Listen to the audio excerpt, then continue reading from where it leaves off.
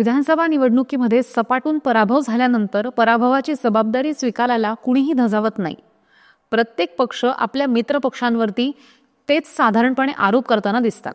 पण महाराष्ट्रातील महाविकास आघाडीचा झालेला पराभव हा न भूतो न भविष्यते असा होता.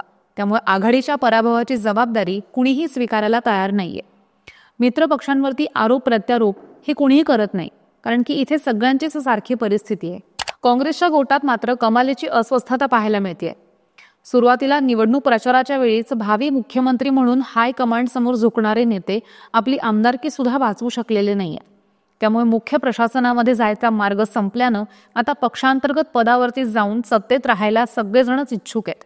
काँग्रेसचे प्रदेशाध्यक्ष नाना पटोले हे विधिमंडळाच्या गटनेतेपदी जाण्यास इच्छुक आहेत. त्यामुळे एक नेता एक पद ह्या तत्वानुसार त्यांना प्रदेशाध्यक्ष पदाचा राजीनामा देणं भाग आहे. ह्याच पदावरती अनेक नेते सध्या डोळा ठेवून आहेत. यापैकी कुणाची किती ताकद आहे, कोण कोण इच्छुक आहेत हे जाणून घेऊयात ह्या व्हिडिओच्या माध्यमातून. भाजपामधनं काँग्रेसमध्ये प्रवेश केल्यापासून विधानसभेच्या अध्यक्षपदासह अनेक महत्त्वाची पदं मिळाल्यानं आणि दरम्यानच्या काळामध्ये झालेल्या निवडणुकांमध्ये पक्षाला घवघवीत यश मिळाल्यानं त्याचं श्रेय नाना पटोलेंना मिळत गेलं. त्यामुळे ते पक्षात नशीबवान समजले जायला लागले. लोकसभा निवडणुकीत सुद्धा काँग्रेसचा यशाचा आलेख हा राज्यामध्ये उंचावला.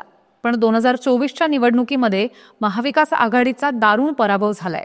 लोकसभा निवडणुकीत महाविकास आघाडीत मोठा भाऊ ठरलेल्या काँग्रेसची मोठी पिछेहाट झाली. काँग्रेसला फक्त 16 जागा जिंकता आल्या.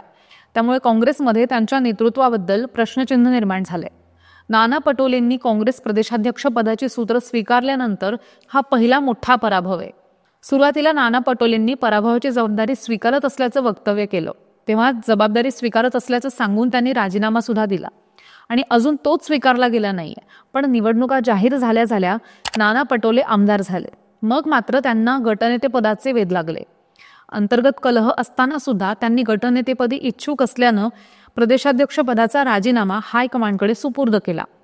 यामुळे नवीन प्रदेशाध्यक्ष पदाची शर्यत आता रंगली आहे. ह्यासाठी अनेक नेत्यांची नावं सुद्धा चर्चेत आली आहे. यामध्ये विजय वडेट्टीवार, बाळासाहेब थोरात, विश्वजित कदम, यशोमती ठाकूर, सुनील केदार ह्यांच्यासह इतरही काही नावांची चर्चा सुरू आहे, अशी माहिती सूत्रांनी दिली आहे. तर दुसरीकडे नाना पटोलेंची गटनेतेपदी निवड केली जाणार आहे. तर मुख्य प्रतोदपदी अमित देशमुख यांची निवड होणार आहे असं सुद्धा म्हटलं जात आहे. तर नाना पटोले हे प्रदेशाध्यक्षपद सोडायला तयार झाले असले तरी सुद्धा ते विधिमंडळातील गटनेतेपद मिळवण्यासाठी आग्रही आहेत. पण ह्याला काँग्रेसच्या इतर नेत्यांकडनं विरोध केला जातोय. नाना पटोलेंना विधिमंडळ गटनेता करण्याची चर्चा मी ऐकलेली नाहीये. तो निर्णय हायकमांड करेल. दिल्ली निर्णय घेत त्यांच्यासोबत चर्चा होईल. हा निर्णय नाना पटोलेंचा नाहीये किंवा विजय वडेट्टीवार यांचाही नाहीये. प्रभारी येतील तेव्हा कोणाला गटनेता करायचं ह्याचा निर्णय होईल असं विजय वडेट्टीवार यांनी सांगितलंय. त्यामुळे सध्या काँग्रेसमध्ये असलेला अंतर्गत कलह हा चव्हाट्यावरती आलाय. एकतर नाना पटोले भाजपमधनं काँग्रेसमध्ये आलेत. भाजपामधनं आल्या त्यांना विविध महत्वाच्या कमिट्यांवरती घेतलं गेलं. यावेळी सुद्धा मूळ काँग्रेसचे निष्ठावान नाराज झालेले होते. त्यानंतर त्यांना प्रदेशाध्यक्ष पद दिलं गेलं. त्याही वेळी अनेक नेत्यांचा विरोध होत होता. आता त्यांना गटनेतेपदावरती जायचंय. निष्ठावानाला कायम नाना पटोले यांनी रिकामं केलेल्या जागाच मिळतात असा समज काँग्रेसच्या अनेक नेत्यांमध्ये आहे.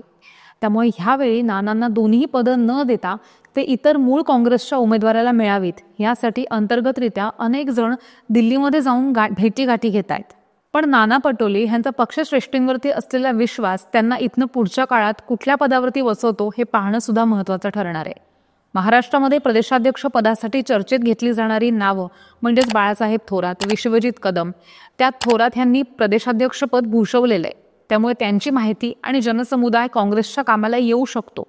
तर विश्वजित कदम यांच्यासारखा युवा चेहरा काँग्रेसला उभारी देण्याचं काम करण्यात सक्षम असल्याचं काँग्रेसच्या नेत्यांकडनं हायकमांडला वेळोवेळी सांगितलं गेलंय. त्यामुळे नानानंतर प्रदेशाध्यक्ष पदाची माळ कोणाच्या गळ्यात पडते यावर सगळ्या काँग्रेसच्या कार्यकर्त्यांच्या नजरा लागल्यात.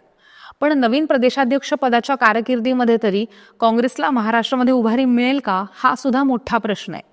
तुम्हाला काय वाटतं? काँग्रेसच्या प्रदेशाध्यक्ष पदासाठी कोणत्या नेत्याचं नाव योग्य आहे ते आम्हाला कमेंट करून नक्की सांगा आणि पाहत राहा सत्य पे सत्ता.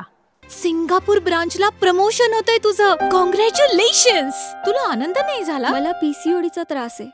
उगाच एवढी जबाबदारी कशाला घ्यायची? अगं एवढं सिरियस नाहीये ते. एक काम कर, डॉक्टर चाटेज होमिओपॅथी क्लिनिकला नक्की कॉन्टॅक्ट कर. अगं किती जणींनी तिथे उपचार घेतलेत. तुमच्या आजाराचा परिणाम तुमच्या करिअरवर होऊ देऊ नका.